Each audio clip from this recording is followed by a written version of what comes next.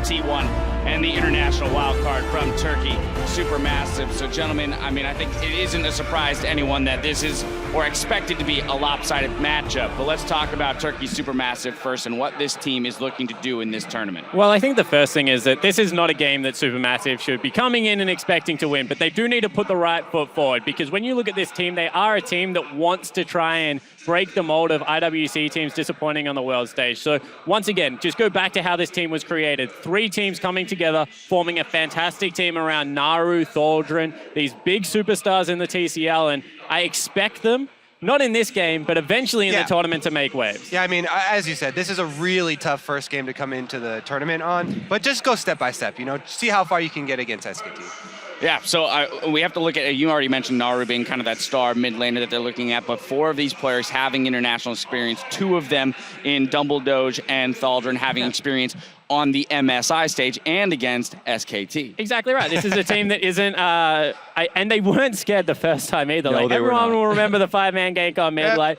people were laughing about it a lot. I think we use it a little bit too much, but the game kind of fell apart. I don't want to see them play that style. I want to see them actually take this game quite seriously and see how far they could go. Yeah, it's exactly. a good heat check. Well, let's flip to the other side of the matchup then, SKT. This is a team that everyone says is a clear favorite. They've made it known that they want to make their mark as a region and as a team, but also prove that the teams below them in their own region would come in and do the exact same thing. But their style here it contrasts a lot of the rest of the tournament. They have a pretty slow average game time. They're a much more consistent team. Exactly. Like, the LCK in general plays much slower, and their game time is 5 minutes longer compared to SuperMassive. So something that SuperMassive might be looking for is really outpacing an SKT and trying to force some mistakes, but even the likelihood of that is pretty small. But the other thing you have to realize is that that's within the LCK. SKT and even Rox and these other teams that are a little bit more kill-heavy within the LCK have shown us when they go to the world stage and they outclass teams, they're willing to get down and dirty. I mean, they are definitely happy to take the fight to you. Yeah, we don't expect SKT to mess around. They're going to try and execute this game cleanly and quickly. Yeah, all right, well, we've got more time to talk about these 2 teams. So, again, kind of drilling the SKT play style, I think there are going to be some questions around, are they going to force teams such as SuperMassive to play their style, or are they going to be happy to take it to them and say, all right, we can play scrappy as well? Yeah, I mean, we'll see, because the international wildcard team, they're going to try, like Spawn said, probably get some early kills going, you know, up the tempo of the game to try and, you know, catch SKT off guard. But it's all about how SKT will respond. But let's break this down a little bit, because last MSI we saw teams do this and get big gold leads. I talked to Deficio about it a lot, and he actually says that the reason that Fnatic fell slightly short at last MSI is because they tried to up this tempo and then gave away bad team compositions and couldn't get it done. EDG, on the other hand, the one team that we have been successful, just went even in the mid game and then tried to capitalize on late game team fighting and pull them apart that way. I really do think that if you just go overly early game against SKT, they are just better players than you and will beat you in that regard. I also think that SuperMassive had some huge problems with their draft during IWC. The deprioritization in Italy, picking up Gragas jungle time and time again. They have a lot of questions to answer off the Rift against SKT before they even get on the Rift against a lot of other teams. And I really hope that they don't focus too much on the mid lane, like you said, because SKT, everyone talks about Faker, but Bang is, to me, the best AD carry here at this event, and Bang is going to be a huge, huge threat from the bottom lane for SKT. That being said, if there's any question or concern around Faker's dominance,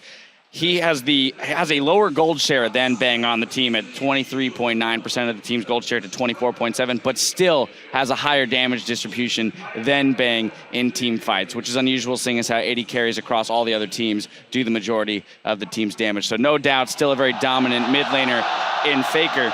But, you know, Clement, last thing I want to come back to you on is, with SKT, with the LCK, having the slower pace, higher dragon kill, lower lane swap rate. That's where my big question is. LCK seems to avoid the lane swap. But a wildcard region, a lot of times we look at lesser experienced teams and say, how could they play the lane swap? So is that somewhere that they could go to try and find an advantage against SKT? Well, I think in general, like, we're going to see SKT play kind of a scrappy and freestyle game. I don't think they're going to be, like, super serious. Faker is at 17 champions. He's going to look to play 20 champions by the end of MSI. All right. So I think if he saw CLG go Aurelion Soul, he's going to like, yeah, I can pick that up. All right, well, I would love to see another unique champion come out of Faker in this game. It's time now to head over to the caster desk and see this matchup unfold. But first, Dumbledoge details his team's climb from square one to the world stage.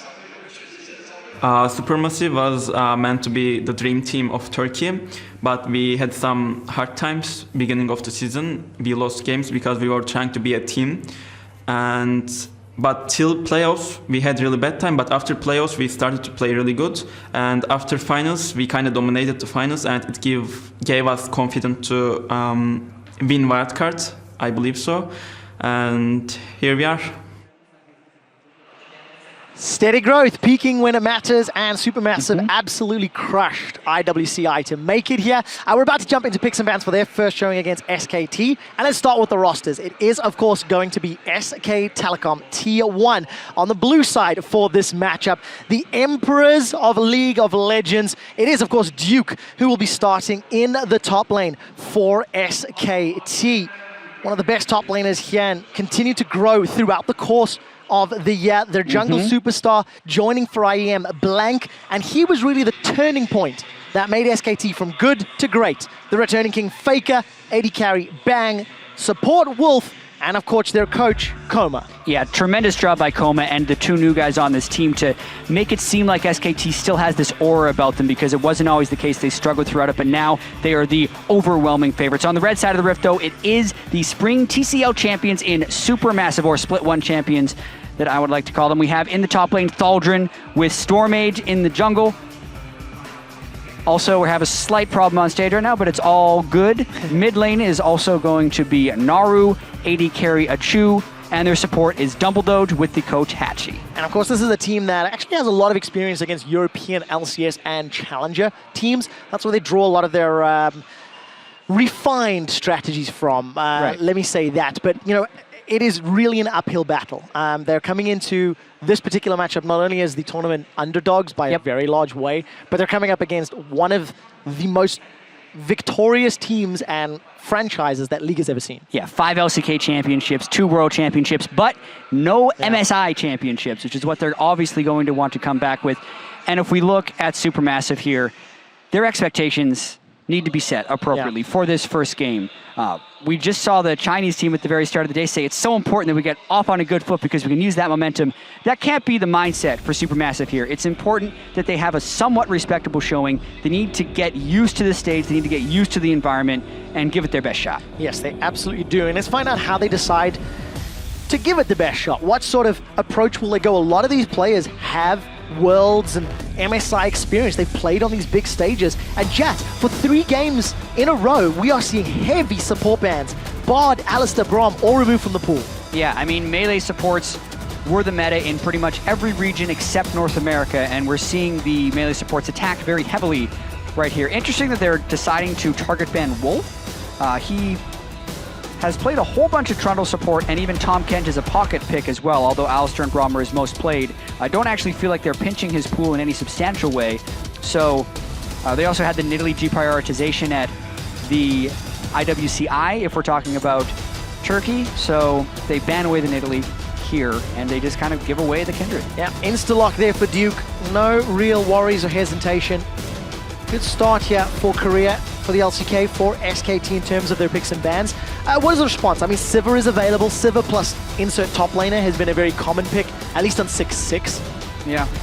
We'll find out what SuperMassive prioritize. It will in fact be a denial. Blind picking both of their solo lanes, Jats. That's bold. Well, you would think it's a solo laner until you realize you're against Dumbledore, who's played a lot of support Poppy and actually played it in their final 2 games against Hard Random to qualify for this. So I actually do think that's a support Poppy. I feel like SKT will have done their research though and be like, it's the support Poppy. Got it. Although they could play top lane. Yeah, the flex is going to be the option that will most likely be played out here by Turkey. We'll see what they decide to, where they decide to put their champions. You can see Coma on screen right now. A lot of trophies in his trophy cabinet, except this one. One title that SKT have yet to win. Ryze and Echo locked in, so that will be the solo laners there for LCK. Well, they're getting exactly what they want, which is great for SKT right here. The support bans are still a little bit perplexing. They banned out power pick supports, but you're giving Duke and Faker S-tier champions, or close to S-tier champions, with the very slight Echo nerfs. And it's tough though, right? Well, you know, some every of the alternatives tournament is Yeah. Every international tournament we come in and be like, you just can't let SKT play Kalista. You just can't let Faker play Ezreal. You just can't play SKT and win is actually, at the end of the day, what it's been. Every time we've seen them internationally save for last year against EDG. So it's a tough game, and SKT is playing it well. All right, let's see then how SuperMassive round out the rest of their composition, locking in that Trundle and the Lucian. Looking back through Pixelman's, Trundle has been played top lane. Something that we know that Dumbledore has played. You know, you touched on that, Poppy. Dumbledore has actually got some of the highest damage share of any support I think I've ever seen. It's around 10% of his team. He will try to 1v2 when he has the opportunity. He will try to fight. Yeah. I don't think he should be trying to do that against SKT. I want to see a more controlled Dumbledore playing for the team. It's hard to play a controlled version of support Poppy. The laning phase is actually really bad. So he needs to roam to make plays if he wants it to be effective. Loading in the last picks here. I wonder, would they... Okay, support Karma for Wolf? If I'm doing this right? Because Faker played a decent amount of mid lane Karma later on in the year, but it would make the most sense if he's not on Karma, but is instead on Rise. They can do a lot of different stuff here if they really want to. And we've also seen Faker and SKT in the past have some fun when they are the heavily favored team. Olaf last year springs to mind, so if they decide to do, say, the Echo mid, that's not exactly crazy or out there, but they've got a few seconds to decide what they do. Rounding out the team composition for SuperMassive, they will be most likely looking for their jungler. Frontline, add some tankiness to the option. Gragas is the current hover. Looking at the pool of available, I mean, Elise would be the only other one I could think of, and it will be the Gragas locked in. Yeah, so Gragas jungle look to make some good team fight initiations for SuperMassive. Unless they decide to trade back before 20 seconds, we will be confirmed for that support Poppy. I do like the last minute switch up there for SKT to pick the support Karma, just to punish the weak laning phase of the Poppy support. Ezreal Karma can be absolutely devastating to that lane, and they're not going to give him a free ride in lane by picking a weaker melee support. Also, the melee supports were banned, so that was off the table, and they got the Trundle, but he still could have gone with Tahm Kench. So there were some options available. That never die comp that LCK, or rather SKT ran in their finals with Kindred and Zillion, and Tahm Kench was absolutely ridiculous. We'll see if they decide to pull that one out. You can see the two team compositions on your screen, and you know, for IWCI, for Turkey, there's actually a lot on the line. The analyst has touched on it earlier. Making top 4 would mean a TCL team is guaranteed a pool 1 seed if SuperMassive can find some wins and make it into the playoffs. Yeah, well, we saw our first 2 games were tremendously close. This is not expected to be that way. Yeah. The picks and bans, I also think, favor SKT much more meta picks, whereas even in the IWCI, SuperMassive went for some off-meta stuff. They absolutely did. Once again, guys, jump onto Twitter. Let us know who you think's going to win, and of course, we're going to look at who owns the Rift for this game. It will be Korea. They do have a higher percentage of their users using that MSI icon. It is 1IP. Go jump onto the service, pick that one up. Show your support for MSI, show your support for your region. The Emperors of League of Legends. This is the one last title to add to their throne. And it all starts with what should be a convincing win. You have to start and build your way up towards those finals. Exactly. This will be a match for SKT to get their sea legs, right? They need to be able to play on the stage here in Shanghai, be calm, cool, and collected. This team also had the benefit of going to IM Katowice, where they were able to win. That was a huge growing tournament for Blank. And then when they came back, they still had a little bit of growing to do. They even lost a few games towards the end of the regular season, but then they were able to come very strong in the playoffs to get this qualification to MSI. Yeah, looking very, very good right when it matters, really. For SKT, this has been an LCK Champions for them with a lot to criticize. They had to grow from really struggling. I believe they were down 7th, 8th for the first half. 7th place after the first half. Of course, they had an overall game record that was positive, but it was a top-heavy league in Korea at the very start. And a lot of that just had to do with them losing Marin. And then the very carry-focused jungle meta where Bengi wasn't that comfortable. So it took a while to get Faker and Blank comfortable with each other and playing well together. And that relationship has definitely grown. They're eating breakfast together. They're just always hanging around. And it's really good to see SKT is getting back to that form they showed at Worlds, where they only dropped that single game. Yeah, one game to the Tigers. Taking a look at the lanes setup. Poppy and Achu and Dumbledore were interrupted on the Gromp by Bang and Wolf. And just to give you a quick heads up, the tricodes for the teams SKT and SUP, they are, of course, in the region's colors. We'll be doing that for all of the event. So it's not an overlay error. They are just wearing their regional pride proudly. Yeah, they totally picked this. Yeah, SKT's like, I love white. It's my favorite color. I do like the theme, though, personally. And it's very cool. We're going to see standard lanes. So this will be a good temperature check, I think, for the players of SuperMassive. As Duke at level 1, he's got the advantage to 2, but Tholdren puts a chomp down, follows it back up. Tholdren looking to chase. And Duke forced to run for his life despite having that temporary level advantage. Yeah, Trundle will get you. When he bites down, it does a whole bunch of damage. Duke was getting very aggressive, took a little bit of minion fire, and if Tholdren was a couple pixels closer, he could have gotten that Q for a slow and a kill, but was not to be, and they trade flashes early. Blank with an early gank. Yeah, Naru, very early flash himself. He's going to shift himself with the sands away. No flash, and that's going to be trouble. Yeah, that doesn't bode well. No. Against a Ryze who can flash Rune Prison you. So if they decide to do a repeat gank really at any time and Naru isn't in the right spot in the lane, he's going to die. And I think one of the most underrated parts of Faker's mid lane play is his ability to manipulate the wave and always have it in a gankable position. So a lot of people will say, oh man, especially when he played with Bengi, Bengi would always ward for him and always be there, but Faker would always make it advantageous for him to be there. I really like that about Faker. Yeah, investing in a future gank, so to speak. Tholdren is holding his own for the time being in terms of the matchup, but Kickers did the same thing early on in the previous game, only to get over eager as the game played out. And you can see how defensive Naru now has to play. He's in a lot of trouble. Duke, level 3, he's going to teleport back up. He's stuck around. Yeah. Tholdren's in trouble. No flash. There's no flash available. Going to continue to chase. The minions are helping though. Tholdren gets some HP. This might be first blood. No, Duke picks it up with the time winder. You were so close, man. Tholdren just couldn't keep his spacing for his auto attacks up, and Duke gets very aggressive, teleports back in to pick up the first blood. That's the play Tholdren would have loved to make, and I think Duke knew that. He knew he was going to be able to get Tholdren to go all in, and Duke had the damage properly calculated. He had the item advantage, which was most key, and knew that he'd be able to win that. I have to think he knew that. I'm going to give him the benefit of the doubt. Duke is champion of the LCK. Former MVP of Korea as well in the spring split of last year. So, first blood for Duke. Yeah, really, really well played. Duke and Tholdren had been trading blows the entire game. We got a quick glance of Achu and Dumbledore down bottom.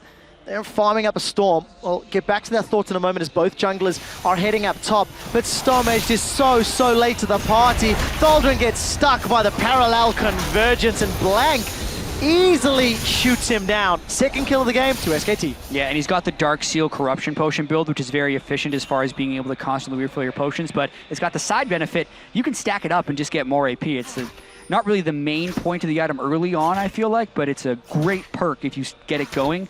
Being 2-0 already after picking up that item is pretty good for Duke. And Blank got himself a stack of his passive as well. So going to start that one off very, very early. Going a slightly different smite to what we saw from the previous game, where Trick went for the challenging. So Blank can have some more vision to play with. Flash not available for Naru, but he's playing defensive enough to hold back, but he's going to lose a lot of CS as this wave continually pushes towards Faker. Exactly. Faker's frozen it just past the halfway point of the lane, which is huge. Dumbledore did roam, so Wolf is looking for him. Well, he found him. Well, Dumbledore wins the damage trade for now.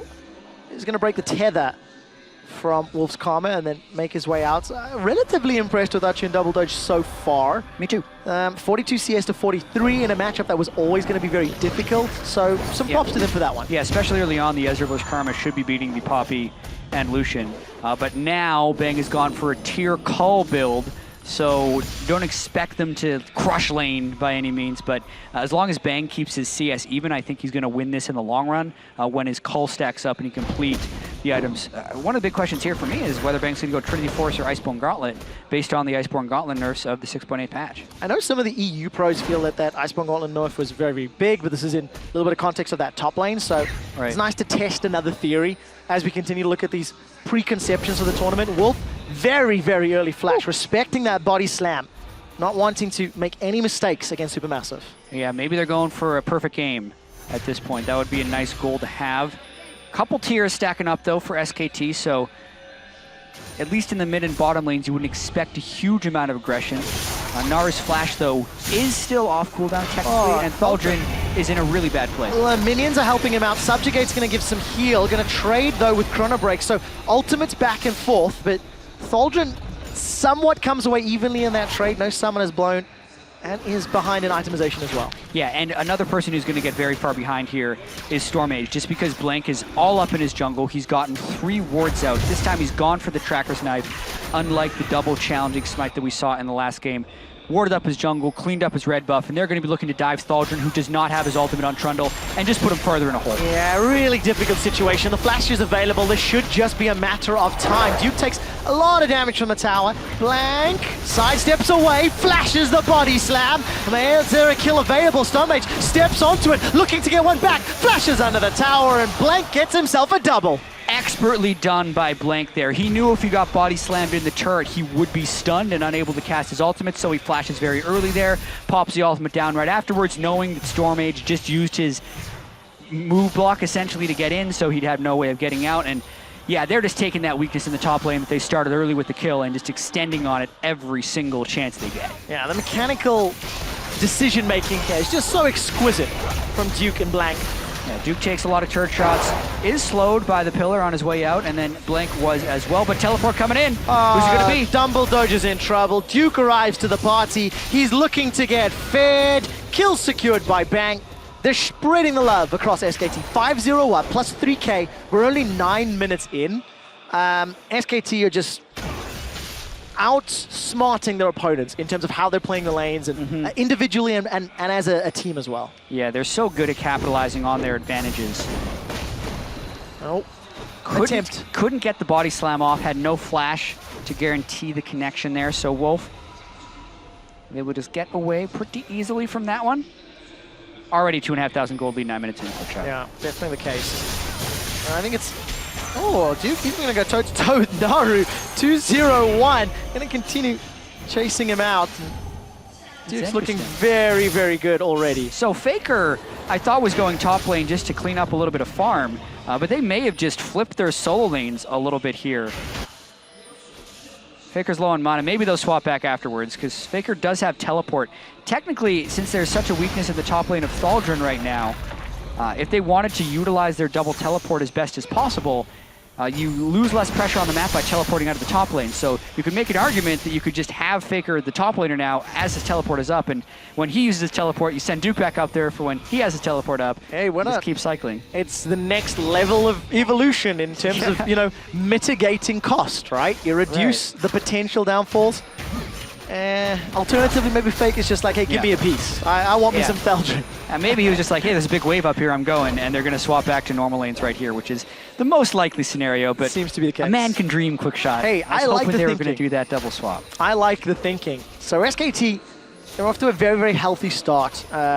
Somewhat as expected. Now we can keep seeing how do they play out the game, how cleanly do they finish this one off, and it gives us a little bit of time to talk about what sort of impact SKT have, because as far as I can see, there's actually not a whole lot of talk around SKT. The general consensus and assumption is, well, look, they're going to win. Exactly. And everybody else is looking and talking at the middle 4 teams, but there's zero doubt, zero question for the majority of the people involved. Exactly, which can be a dangerous thing if that translated into overconfidence. They're going to be going for a dive here with culling down. Oh, there is a little bit of a response. There's a teleport coming in from SuperMassive, but Dumble Dodge is already dead. Lamb's Respite will buy some time as Blank is looking to get away with his life. May not be able to do so. That's the first kill for SuperMassive. Achu gets taken down under the tower, and Thuljan's looking for one more. Arkin shift away, will get banged to safety. Naru's looking for an engage. Emperor's Divide is available, as is his Flash and Exhaust, but is playing very, very cautious, and SuperMassive, they trade 1 for 1. Yep, perfect game is not to be. So they're able to get one out, but SKT's going to continue chasing. Faker wants Naru. He's got Exhaust, though. Exhaust is used. Faker's able to just run him down. Naru not interested in that fight or that trade at all. No, definitely not. That was just a nice rotation there by SKT. All the while, Duke was able to continue pushing the top lane. So this was a non-teleported in fight on that SKT was still able to get the win on. Dumble Dodge did try and stop it, but he's just a little baby support poppy. Level 5, taken down very easily. But Faker did decide to continue the dive instead of trying to save Blink, knowing support was on the way for SuperMassive. Leaves his jungler smartly to die, and they come out ahead with a 2 for 1. Yeah, I just noticed Naru actually had to EQ over the wall, so didn't have the cooldowns available to potentially set up any sort of engage. Out of flash range, so it's unfortunately not in the right position quickly enough. Yeah, and Blank still going to be looking to put pressure on Stormage and just take his jungle away from him consistently, but it's going to be a little bit risky. Thaldrin, it's tricky to get away from red buff Trundle. All right, 2 against 1, and Blank is just going to dance barrows away. Teleport comes in, good timing from Stormage. Pillar of Ice comes up, but Stormage will get taken down. It's Duke that gets the kill credit. 3-0-3. Tommy, Cinder, and Sheen, he's already a monster to deal with. Yeah, using this double teleport the way it's meant to be used. Always setting up kills and getting positive plays for the teleport. Bang, still stacking up his items, and Wolf is just here. Dumbledore is off on the roam. SKT's going to look to punish. A lot of damage comes out of Achu, but he can't 1v2. That was very, very close. You can see that BF Sword and Hammer doing some work for Achu, but unfortunately, again, 2v1. So exactly. Easy peasy for SKT. 2v1, and Bang is only going to get more powerful as he's just sitting on a whole bunch of components in a non-completed call. Naru, you're in trouble, bud. Well, he is indeed. Tower may go down to minions. Naru's going to at least slide over the wall. Has got a flash available. Divide will buy some additional time. Naru's likely not going to flash. No, held on to it. I think that was the wise call, and the tower doesn't fall. That is so crucial. Donates a kill and doesn't secure the objective. And who knows when he'll be able to make it back to that turret to finish it off, if it'll ever happen, with this game quickly spiraling out of control. Well, setting a precedent here for SKT. Very, very clean play. In contrast to the middle 4 squads that we've seen already. Duke should be able to just run Thaldrin down. If he doesn't, Faker will get a piece. He's definitely got some help on the way. I don't think he needs it though, Jad. Yeah? Well, honestly, Trundle with his ultimate lasts a really long time in 1v1 duels, so Faker's going to have to... He's affecting his pathing. That's it. Okay. Duke gets the solo kill. Faker actually doesn't get the assist. Well, Thaldrin bought a whole lot of time. Unfortunately, they need a lot more than just that. Starmate doesn't have access to the ultimate. Blank can't get away just yet. Lamb's Respite bounced away. Dance of Arrows comes up. Blank stays alive. He still stays alive. The shield comes up from Wolf, and Blank makes it out of a 1v3. And then the cancel TP at the end, so Dumbledore whiffs his ultimate. And it was so close to working for Stormage too. That's the whole theory sometimes behind be like, we're gonna pick Gragas into a Kindred because we can ult the Kindred out of the ult and get her. But as soon as Blank was out, he just hopped right back in. And they were unable to finish the kill before Wolf finished off the save rather. No kills happened, but they do get the turret. Small victories. Small victory indeed. 5,000 gold down at 15 minutes. Not the deepest of vision here from SKT. But they'll have any opportunity they desire to just push in and set that up because there's nobody that can challenge Duke right now. Got that Iceborne completed. Got 10 stacks on his Dark Seal. Yeah. And Sunfire Cape coming in not too far away, I'm sure. Yeah, to talk a little bit more about the Echo nerfs, it's a combined nerf. Grasp goes from 3% to 2.5%. That affects all top lane champions. The Iceborne Gauntlet goes from 125% of your base AD as the proc to 100%, which, depending on the champion, can be 15 to 20 damage later in the game. And then also his E went from 170 base damage to 140 base damage. So you add all that together, since it would usually hit at the same time, you'd E dash into someone, get the E damage, get the Iceborne damage, and get the Grass proc. It means he's doing about 50 to 60 less damage when he actually does dash in the late game on every time he goes in, which can be substantial, but he's got so much else on his kit that he's still good. And it is a very spammable skill, isn't it? Max rank later in the game was around 4-second cooldown, roughly. Yeah, 3, well, 4. especially when you start factoring in the cooldown reduction as well, it gets very, very quick. Yeah, that is the case. So there's Duke. Despite being down in CS, he's farming champions. I think I'd call worth on that one. Up 1,200 gold over his opposite number. And we've actually seen quite a lot of champions down in this bottom lane for a while as Bang and Wolf continue to shove into a Chew and Double Doge. Look at all of the wards around Dragon. Blank will pick this one up. Should be It will give him sated. He will beat Trix 17 minutes sated from last game. 15 seconds. 16-minute and 55 seconds sated. The mark has been set. Yeah. Which jungler can get sated devour fastest? I quite like looking at that. It's just an interesting number to track and tells you quite a lot about the early game, although sometimes you can get lucky with the camps. I kind of want someone to track that for me. Unfortunately, I can't watch all the games to do it myself. The fastest I ever saw was Peanut at 13 minutes in an LCK game. I wonder if anyone's done it faster in a pro game to get Sated Devour on Kindred, or just Sated Devour in general. Yeah, it is mind-bogglingly quick, 13 minutes. Maybe it was 14. It was very, very fast. This one, no slouch, 16 and a half minutes. No, still very, very good. 2-1 and 5, 98 CS. Blank has got a plus 25 over his opposite number, Starmage. And every single member of SKT is getting fed. Even Wolf has got himself 4 assists on the board. The vision is getting placed deeper and deeper. I like seeing that from Blank because that's the next step now. Get those inner turrets down. They've broken open the top and bottom lane. Yeah, and Bang has actually continued with the Iceborne Gauntlet Ezreal, which will be lower damage for Ezreal, but maintain the control. Yeah. Very, very good at Ezreal throughout the split. Slow and steady will win the race. For sure. If you've got the control, if you've got the CC and the utility, it'll just help against this Supermassive lineup, because at the end of the day, it's still Azir, it's still Lucian, it's still going to do very well the later the game goes.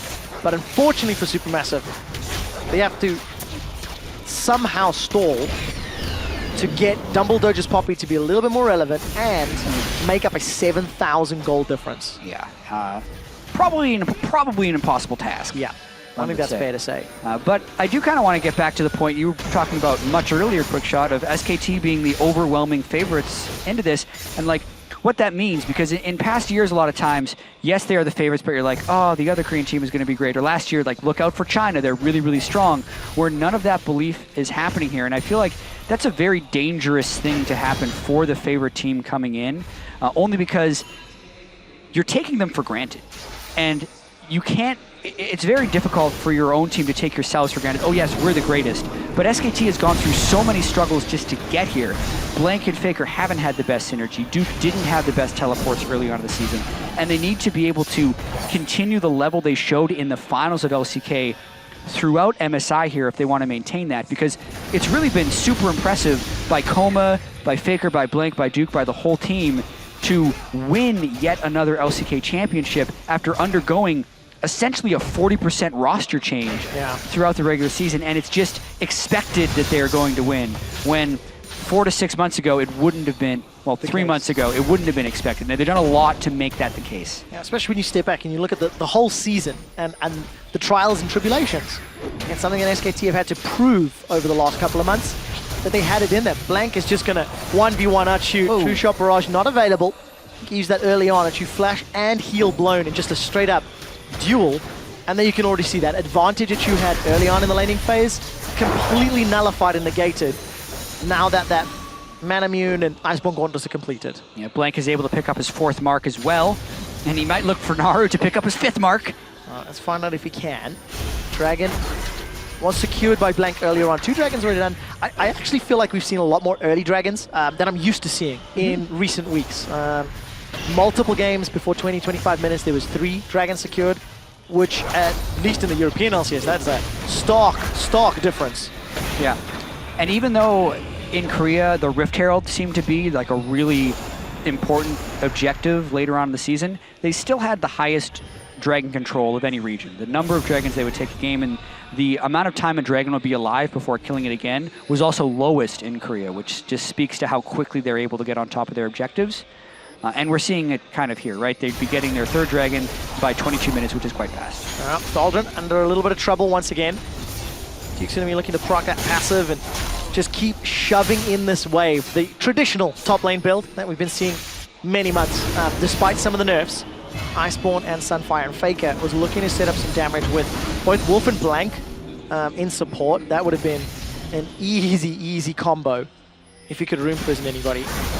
But Jax, we might be looking at another very early Baron. 21.5 minutes in. Yeah. SKT at least 4 Supermassive to respond. Yeah, they got a little bit ahead of themselves. Bang was in base, so you can't force a 4-man Baron 21 minutes in when the other team has vision of you. So patience, SKT. 7,000 gold. They've slowed down their kills, but they have in no way lost control of this game. No, none whatsoever. Continuing to grow that gold lead. It has slowed down a little bit over the last 5 minutes, but it's also become a little riskier to get those kills, get those advantages, because Supermassive are just playing so far back. I mean, Thaldron is catching all the waves. He's plus 20. Achu's going to die.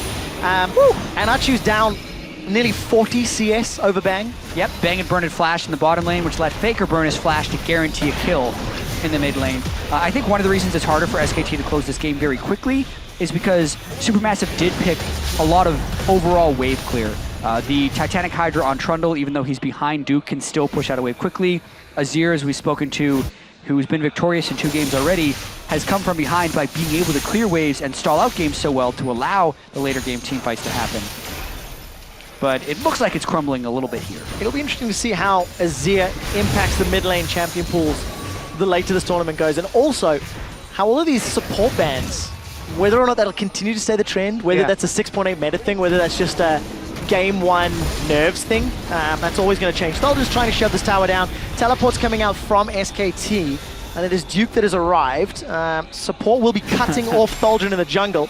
Duke's going to just dash over. Has he snuck away? He may have been able to. Teleport's available in Flash, may just be able to recall his no vision's going to try for a full recall, and has been able to be cheeky enough to make it out alive. I think a lot of it was just SKT doesn't want to waste their time killing him again. Yeah, that's fair. They'd rather keep the waves pushed and take objectives because the overall gain from that is higher. Oh, a good catch onto Bang. Emperor's Divide will knock Bang backwards. The Poppy Hammer throws him in the air, but it is simply not enough. Duke will arrive, pick up a kill, and Bang takes another. Supermassive, they're just too far behind. Yep, 2 kills means they can probably turn towards Baron. Blank has a lot of marks of the Kindred right now, up to 5. So they can take this Baron very quickly once Ryze gets here with a full mana bar.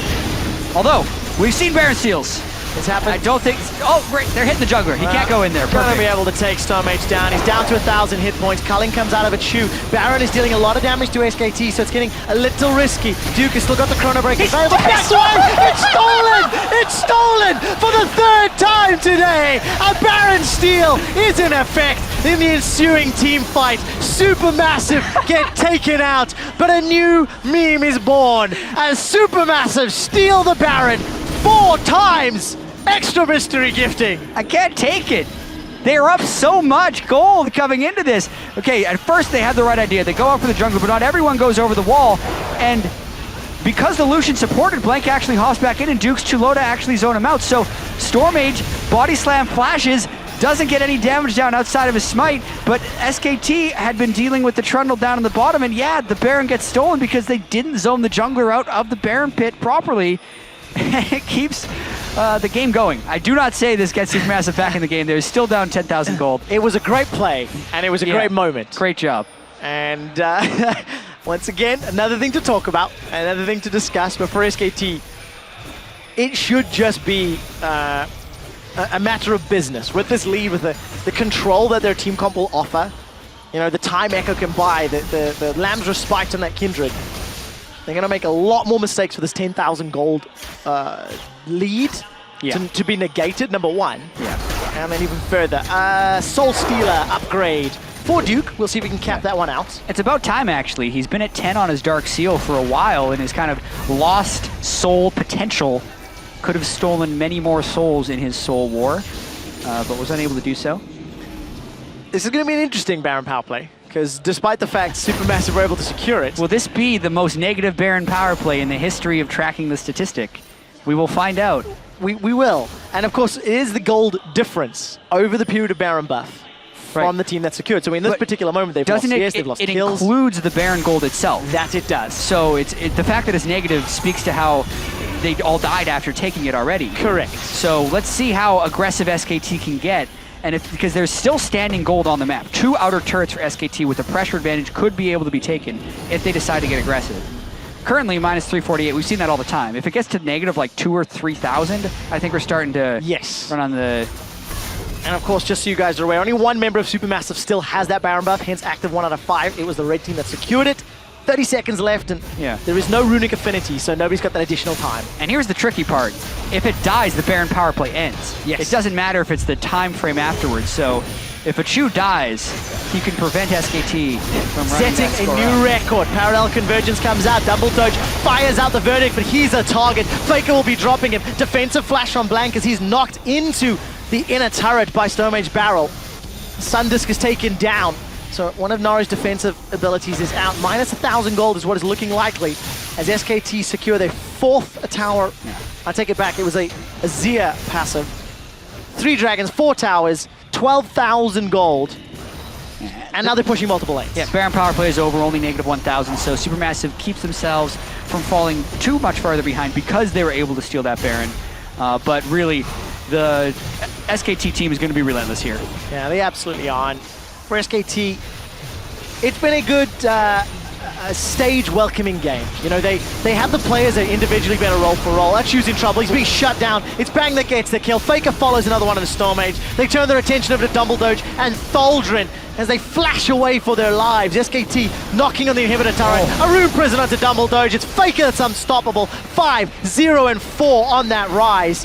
Inhibitor turret falls. Inhibitor will fall shortly thereafter. Yeah, so the karma speed on Rise is actually super scary. Naru goes for a ride. Oh, not going to be enough. He manages to knock a few members of SKT over the divide, but is shut down by Blank. 21 kills to 1. SKT have got 40 seconds on Naru's death timer. Thaldrin is prisoned and rooted in place. He will get dropped down. Time to troll no more for the top lane Thaldrin, and Duke TP's in. This is the final push, Jat, as SKT, the pre-tournament favorites, turn their attention over to the Nexus. They drop the Nexus, picking up their first win of the mid-season Invitational. Yeah, so it took 28 minutes, which is actually probably a little bit longer than was expected for SKT here, but still a dominant victory nonetheless. 5-0-6 on Faker, 5-0-8 on Duke, 7-0-8 on Bang. Really, everyone playing quite well for SKT, so nothing to be alarmed about as far as SKT being the favorites in this tournament. It felt like it was a very low-risk, play to our ability, play to our talent, good team composition, and there was never really a risk. One small misplay around Baron really is all you can speak of in that game, but as to be expected from SKT, clean, controlled, and a confident victory. Yeah, so they start 1-0, SuperMassive starts 0-1, but we have to keep in mind that this is a double round robin with 6 teams. So every team plays 10 games. You can't read too much into one game, and you need to remember that there will be a lot of adjustments throughout this tournament as the tournament meta evolves. And I also think you have to consider, if you look at this matchup, Thaldrin went toe-to-toe with Duke. That was a champion thing, but you know, Achu and Dumbledoge, they held even CS for at least the opening levels. What are they going to do against some of the other teams? You know, how are they going to shape up against Flashwolf, CLG, G2? These are questions that we will answer over the next 2 days, but for SuperMassive, those are probably the games where they need to be looking at to potentially cause upsets, to potentially go challenge players who maybe are not quite as far ahead of them in terms of gameplay. Yeah, I mean, Turkish super team right here couldn't take a swing at SKT really at all, but maybe they can take a swing at some other team. We don't know until we see SKT play the other teams, like what the relative skill level is at this tournament. Is SKT this far ahead of everyone? Probably not. But how close will SuperMassive be to those other teams, and how likely is it they could get 5th or 4th place in this tournament? Because that's really their ultimate goal, in my opinion. Exactly. And again, just to remind, top 4 teams, they get those pool 1 seeds for Worlds. If SuperMassive do it, it's for the TCL. It's for the Turkish league, so not for IWCI. So that is, it could be very instrumental, you know, playing for that. But the bigger question is going to be, how does SKT match up against the likes of Royal, against the likes of CLG and G2, when all of those teams have already shown interesting decision making. Aurelion Sol, some weird team fightings. I'm excited for the rest of the day and the rest of the week. Yes, we're going to see some of those matchups coming up shortly. Before, though, let's have the analyst there to talk about just how SKT won. Thank you very much, gentlemen. Yeah, SKT doing exactly what I think a lot of people expected, right? They're showing their strength in the first game on the stage. Very safe to say. That's not the boldest statement that I or anyone on this desk will make throughout the course of this tournament. But let's jump right into it. I'm going to come to you, Spawn, first, because I know you have some strong feelings about the way the pick ban went for SuperMassive. Yeah, and I said the biggest thing I want out of SuperMassive is to show that they've covered some of their weaknesses in their draft, but they obviously haven't. They completely ignore Graves and they pick up Gragas instead. And the thing about the Gragas pick is you just can't do anything against Kindred. Can't get deep vision ever. In fact, you went a Red Smite instead of a Trackers. Like, there is just nothing you can do in the early game. And against a team of the caliber of SKT or any of the teams in this tournament, if you have an irrelevant jungler, unless you have a great flash body slam gank or something like that, until you're level 6 and team fighting starts happening, it's just not going to get it done, guys. No, and I mean, you won't suffer too much because you're just kind of farming. It's your top lane instead who's going to die like 2 or 3, 4 times because you're just going to dive him. Kindred is perfect at that with her own ulti as well to survive the last tower shot, and very little you can do as a Gragas, but also as a top laner when you have no jungler, basically. Yeah, and we did see kind of the contrast, the difference in play or individual skill in that same matchup was played out between Kikis and MMD, and it went the other way. Here, Duke getting the better end of it, even though he's playing the Echo in the Echo Trundle matchup.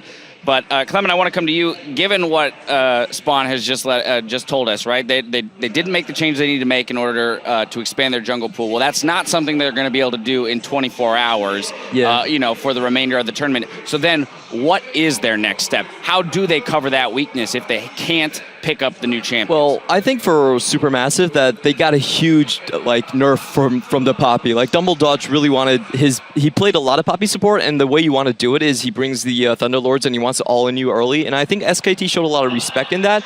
I think the most important thing about ban picks in this game is the confirmation that yes, Faker indeed plays his Rise. He didn't play it at all in Spring, but it was banned against him. And the second thing is that Karma could possibly be a flex pick for SKT. Mm-hmm. This is the first time we saw Wolf play it as well. Yeah, I think that SKT actually were really smart in that regard, and they played kind of a bully lane as well, with Ezreal Karma so strong at level 1, you're going to shove anyone off that creep wave, and you always get it pushing. The thing that we always say about Ezreal is Lucian Sivir, they start pushing him early because he has no AoE. Karma gets rid of that problem. I think the other thing that we'll learn about RWC is if they have to pick these weakest junglers, how good are they at getting early vision and lane swapping? Because that also might be really key. We talk about hiding junglers, playing one side of the map, getting the swap back, being able to take down turrets. Gragas can actually, with quite high base, you take 15% attack speed, can actually push quite quickly. I think that is something that they can use to maybe cover at 1 or 2 games, but it's not going to work on a consistent basis. No, it's always a risk, right? If you rely your composition on a lane swap. Both ways, honestly, look at G2's comp from the last game. If they didn't get 2v2 lanes, their comp would also fall apart in the early game. So that's always a risk in it. But also with SKT in their pick and ban here, they like to show picks which can kind of annoy you in future pick and ban phases because you're like, oh, Faker actually plays Rise now. Okay. We knew he would play the champion, but he just didn't show it yet. Right. In the playoffs, they would do it with a Zillion pick. Against Jinao, as an example, kind of showing it for future series. Karma support. A lot of support bans in this one, so it's kind of what's the best option left?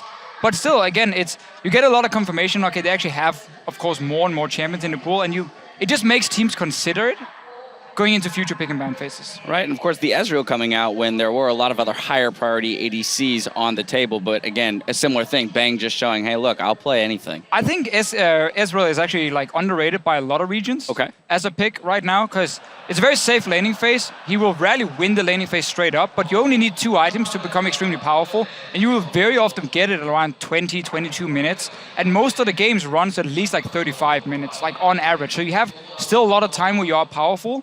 And it's something the Korean teams have picked up a lot on, coming into the final of LCK. Ezreal was picked in almost every single game. And I think it is a smart pick. Also because SKT is the team who's not really playing around snowballing the first 15 minutes. They often play fairly slower in the early game, but very safe. All right, well, notably then, I'm going to contrast this whole point, though, with the fact that Sivir, we haven't seen this champion come out yet. So, Clement, what are your thoughts there? I know NA has never been a big fan of the champion, but the rest of the regions have, and yet we haven't seen her in this tournament in the first 3 games. Yeah, I think this is a huge point that kind of puzzles a lot of analysts because there's actually more Caitlyn players than there are Sivir players at this tournament. But most people actually rate Sivir tier 1. I think Bang is the one that you're really looking for this Sivir play. The thing about Sivir is if she gets a couple of the W procs on your backline, she just obliterates everything. I think another thing is that a lot of these compositions have relied on flank and double teleport play and things like that, and Sivir actually isn't that good in those respects because, you know, you have people coming in already to get on the back line.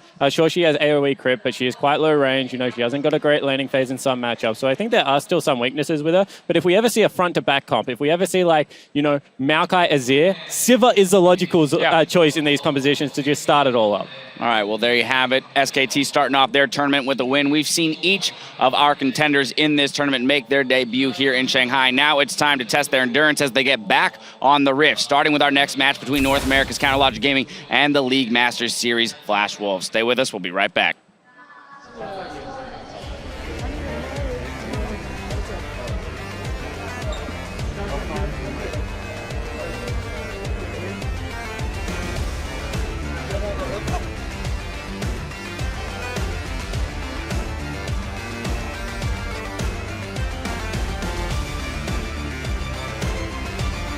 Buy some time as Blank is looking to get away with his life. May not be able to do so. That's the first kill for SuperMassive. Achuk is taken down under the tower and Thuljan's looking for one more. Achuk has still got the Chrono Break. It's stolen! It's stolen for the 3rd time today! A Baron Steal is in effect.